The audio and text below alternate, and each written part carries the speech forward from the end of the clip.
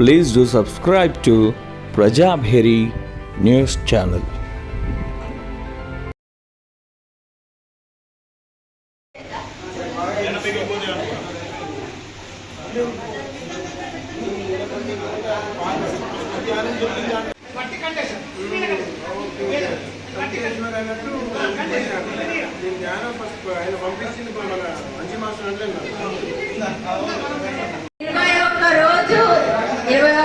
బాటింగ్లో మనకి ధ్యానం ఏర్పాటు చేయడం జరుగుతుంది. ఇప్పుడే ఇది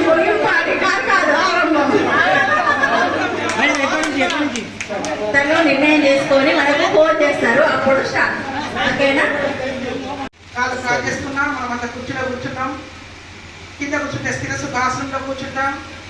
కాళ్ళు క్రాస్ చేసుకొని చేతులు పెట్టుకొని వేలు పెట్టుకొని హాయిగా కళ్ళు మూసుకున్నాం. అంటే బాహ్యేంద్రియాలు జ్ఞానేంద్రియాలు. వెరీ గుడ్ కదా. జ్ఞానేంద్రియాలు మనకందరికీ తెలుసు, సెన్సెస్ ఆర్గాన్స్.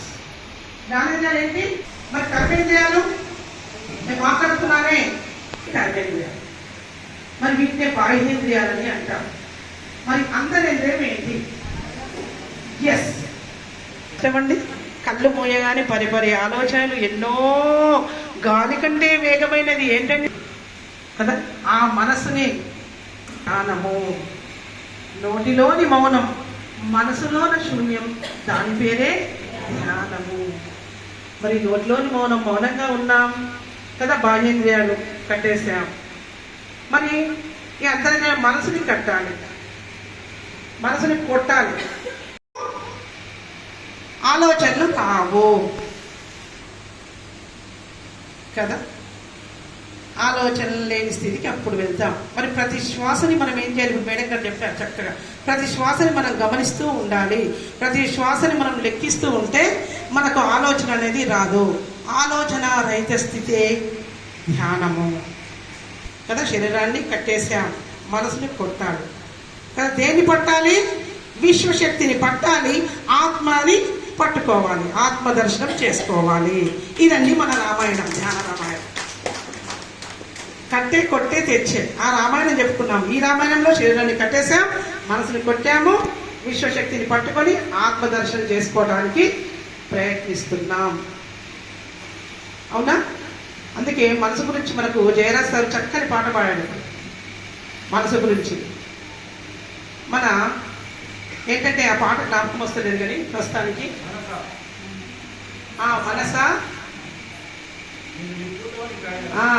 మనసా మనసా నిన్ను నిప్పుతోని కడగనా, మనసా మనసా కన్నీళ్లతో నిన్ను మార్చెనా, మనసా చందమామ నందుకునే శక్తి నీకున్నా, సముద్రాన్ని ఈదగలిగే బలం నీకున్నా, సముద్రాన్ని ఈదగలిగే చందమామ నందుకునే శక్తి నీకున్నా, సముద్రాన్ని ఈదగలిగే బలం నీకున్నా. ఎదుటివాడు ఎదుగుతుంటే చూడవెందుకో, ఎదుటివాడు ఎదుగుతుంటే చూడవెందుకో, వెనుక నుండి పొడిచే పాడు గుణం ఎందుకో, నీల గుణం ఎందుకో, మనసా నేను నిప్పుతోని కడగనా, మనసా మనసా కన్నీళ్లతో నిన్ను మార్చెనా, మనసా మనసా మనసా. చూడండి ఎంత బాగా రాశాడు. మరి ఆ మనసు యొక్క గొప్పతనము, అటువంటి మనసుని మనము శూన్య స్థితికి తీసుకురావాలి కదా. అందుకనే మనము చేయాల్సింది ఏంటి? శ్వాస మీద ధ్యాస. దేని మీద ధ్యాస ఉండాలండి? ప్రతి శ్వాసని మనం గమనిస్తే మనము శూన్య స్థితికి వెళ్తాము. అప్పుడే మనకు ఏమవుతుంది? మరి 1 గంట ధ్యానం చేసాం. మనం చేసినప్పుడు ఒక 2 నిమిషాలు మనకేమీ తెలియని స్థితికి వెళ్ళాము. ధ్యానం అంటే ఏంది? ఏమీ చేయలేని స్థితినే ధ్యానము అని అంటాం. అప్పుడు మనము శ్వాసను గమనిస్తామా? గుర్తుండదు ఇంకా మనకు. ఆ ఒక్క 2 నిమిషాలు ఏమి గుర్తుండని స్థితే అదే ధ్యాన స్థితి. మరి 58 నిమిషాలు ఏం చేశాము? గంటలో 60 నిమిషాలు, 2 నిమిషాలే ధ్యానం కుదిరింది, అయ్యో టైం అంతా వేస్ట్ అయిపోయింది అని బాధపడతాం. అలా బాధపడితే ఏం చేస్తున్నాం? మనము ఆలోచనలన్నీ ఖాళీ చేస్తున్నాం. అలానే ప్రతిరోజు క్రమం తప్పకుండా ఉదయము సాయంత్రము మనం చేస్తుంటే క్రమంగా ఆలోచనలన్నీ ఖాళీ అవుతాయి, మనకు త్వరగా ధ్యానం కుదురుతుంది. ఈ శ్వాస మీద ధ్యాస, ఈ ధ్యానం ద్వారా దీంట్లో ఒక రహస్యం ఉందండోయ్. ఆయు పరిమాణం పెరుగుతుంది, మన శ్వాసల సంఖ్య తగ్గుతుంది. మనము ధ్యానం చేస్తున్నప్పుడు మన శ్వాసల సంఖ్య మన నిమిషానికి 18 సార్లు శ్వాసిస్తాం. Okay masters, is it clear? మన నిమిషానికి 18 సార్లు శ్వాసిస్తాం. అదే మనం ధ్యానం చేసినప్పుడు శ్వాసల సంఖ్య తగ్గుతుంది. ఎంత గొప్ప ధ్యానం అండి మరిది, అవునా? శ్వాసల సంఖ్య తగ్గడం ద్వారా ఏమవుతుంది? మన యొక్క ఆయు ప్రమాణం పెరుగుతుంది. సపోజ్ మనం తాబేల్ని తీసుకుందాం ఉదాహరణకు. తాబేలు నిమిషానికి 2 సార్లు మాత్రమే శ్వాసిస్తుంది. అది ఎన్ని వందల సంవత్సరాలు బతుకుతుంది తెలుసా? ఎవరైనా చెప్తారా? సుమారు 400 నుంచి 500 సంవత్సరాలు బతుకుతుంది. చూడండి శ్వాస యొక్క జిమ్మిక్కు. అందుకే ధ్యానం ద్వారా మనం ఆయు ప్రమాణం కూడా పెంచుకోవచ్చు, సంపూర్ణ ఆరోగ్యవంతులం అవుతాం కదా. ఏంటి? బుద్ధి వికాసం కలుగుతుంది, లక్ష్య శుద్ధి కలుగుతుంది. ధ్యానం ద్వారా ఎన్నో రకాల లాభాలు. బుద్ధి వికాసము, లక్ష్య శుద్ధి, భావ వ్యక్తీకరణ,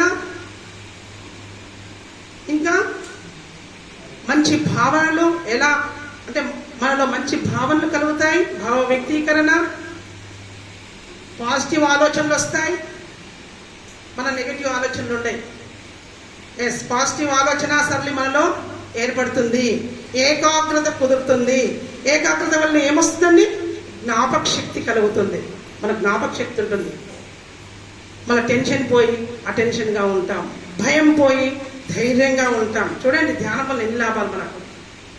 భయం పోయి ధైర్యంగా ఉంటాం, భావ వ్యక్తీకరణ, పాజిటివ్ ఆలోచనలు, ఏకాగ్రత కలుగుతుంది, టెన్షన్ పోయి మంచి అటెన్షన్గా ఉంటాం ఎప్పుడు కదా. మన తర్వాత చురుకుదనం ఉంటుంది, యాక్టివ్గా ఉంటాం, ఎక్కడైనా మనం యాక్టివ్గా పార్టిసిపేట్ అవుతాం ఈ ధ్యానం వల్ల. మళ్ళీ ఇంకా సంపూర్ణ ఆరోగ్యం.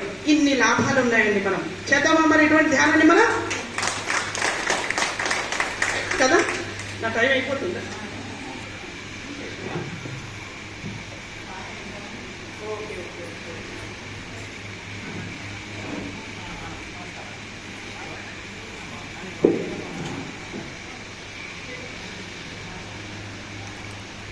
కాబట్టి ఖచ్చితంగా ప్రతి ఒక్కరము ధ్యానం చేద్దాం, ధన్యులమవుదాం, సంపూర్ణ ఆరోగ్యవంతాన్ని మనం సొంతం చేసుకుందాం.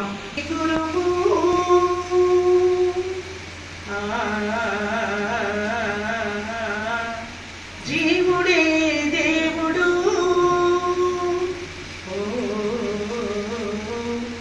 దేహమే దేవాలయం, ధ్యానమే సర్వం, అపురూపమైనదమ్మ ధ్యాన మార్గము చూపించును ముక్తి ద్వారము. అపురూపమైనదమ్మ ధ్యాన మార్గము, ఆ మార్గము చూపించును ముక్తి ద్వారము. మానవాళి బ్రతుకులో ధ్యానాన్ని చేర్చగా జీవితం సరళమై సాగదా. అపురూపమైనదమ్మ ధ్యాన మార్గము, ఆ మార్గము చూపించును ముక్తి ద్వారము. శ్వాస మీద ధ్యాస అనే సూక్తితో వెలుగు చూపినారు మన పత్రివర్యులు. శ్వాస మీద ధ్యాస అనే సూక్తితో వెలుగు చూపినారు మన పత్రివర్యులు. ముక్కులోని గాలి ముక్తిదా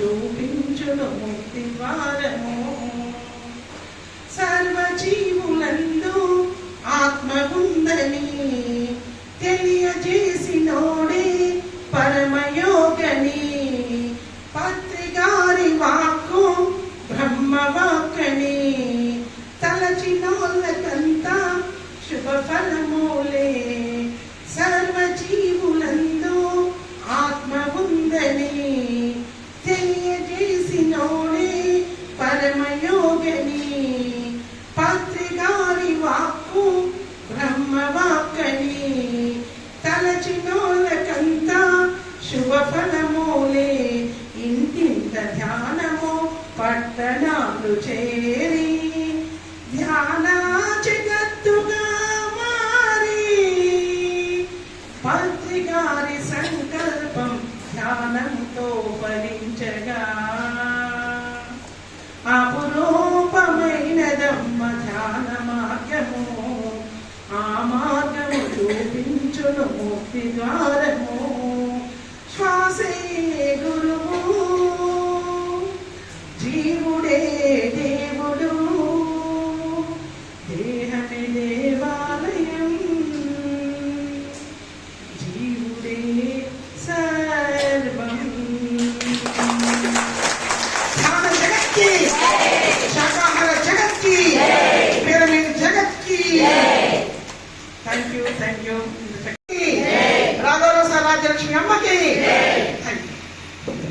బృందుడికి ప్రతి ధ్యాసము ధ్యానం ప్రతి ధ్యాసము ప్రతి జన్మసరికి నవనాథ సిద్ధేశ్వర మహాపిరమిడికి సిద్ధులగుట్ట నవనాథ సిద్ధేశ్వర మహాపిరమిడికి కట్టల మహేశ్వర మహాపిరమిడికి కట్టల మహేశ్వర మహాపిరమిడి ధ్యానం ఇలాంటి ధ్యానం గడప గడపకు గడప గడప కోసం వస్తున్న కుటుంబం కోసం నేనే భగవంతుడని తెలుసుకోవడం కోసం నేనే భగవంతుడని తెలుసుకోవడం కోసం ధ్యాన శాకాహార పిరమిడ్ జగత్తుల కోసం ధ్యాన శాకాహార పిరమిడ్ జగత్తుల కోసం జీవహింసమాయడం కోసం జీవహింసమాయడం కోసం విశ్వ కళ్యాణం కోసం ఆధ్యాత్మ కోసం ఆత్మ గురించి తెలుసుకోవడం కోసం ఆత్మ గురించి తెలుసుకోవడం ప్రతి ధ్యాసము ధ్యానం ప్రతి ధ్యాసము ప్రతి ధ్యాసము ధ్యానం కోసమే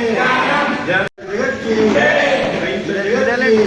ధ్యాన బంధువులకి ధ్యాన బంధువులకి ఆత్మ బంధువులకి ఆత్మ బంధువులకి పత్రి మహారాజుకి ధ్యాన జగత్కి శాకార జగత్కి శాకార జగత్కి